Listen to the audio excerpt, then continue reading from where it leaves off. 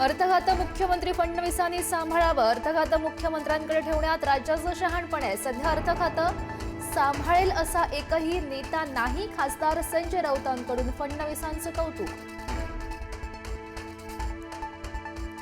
घाटकोपर नंतर दादरमध्येही रस्त्यावर पांढरी पट्टी. दादरमधील सोसायटीमध्ये पांढरी पट्टी. पांढऱ्या पट्टीवरून मनसे मुंबई अध्यक्ष संदीप देशपांडे आक्रमक.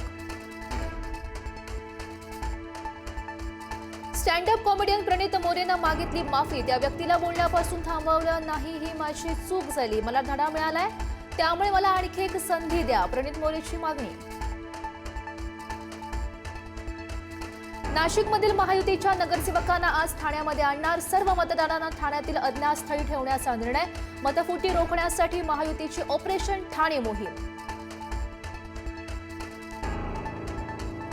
नाशिकच्या पाठोपाठ जळगाव विधान परिषदेचा तिढा देखील सुटला. शिवसेनेच्या बंडखोर उमेदवार रेश्मा काळे यांची माघार. उपमुख्यमंत्री शिंदेंची भेट घेतल्यानंतर माघार. ठाकरेंच्या सेनेच्या सर्व खासदारांची उद्या मातोश्रीवर बैठक. काही खासदार शिंदेंच्या संपर्कामध्ये असल्याच्या पार्श्वभूमीवर बैठकीचं आयोजन. उद्धव ठाकरेंच्या उपस्थितीमध्ये बैठकीचं आयोजन.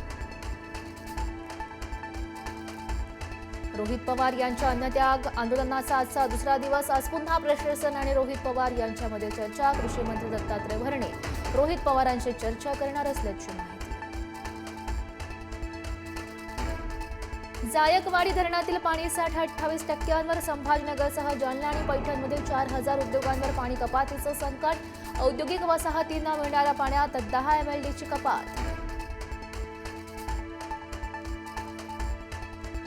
बोगस शालार्थ आयडी घोटाळ्यात एसआयटीची धक्कादायक माहिती. 854 पैकी तब्बल 750हून अधिक शालार्थ आयडी बोगस असल्याचं निष्पन्न. धुळे आणि जळगाव जिल्ह्यांमध्ये सर्वाधिक बोगस आयडी आढळले. आसाममध्ये भारतीय हवाई दलाचं विमान कोसळलं. आसामच्या जोरहाट विमानतळावर अपघात. जोरहाटमधील रुह हवाई तळावर AN-32 वाहतूक विमान कोसळलं.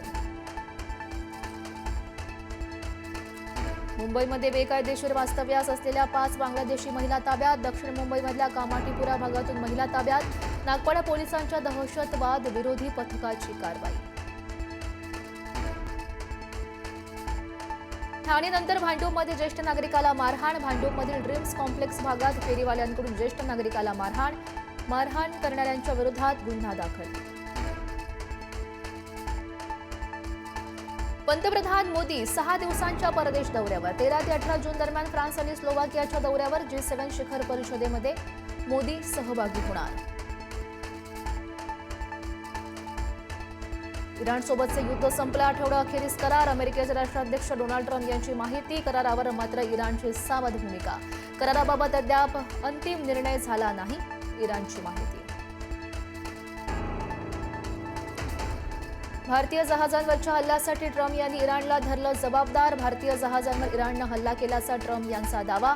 भारतीय जहाजांवर इराणनं केलेला ड्रोन हल्ला अमान्य, ट्रम्प यांची पोस्ट.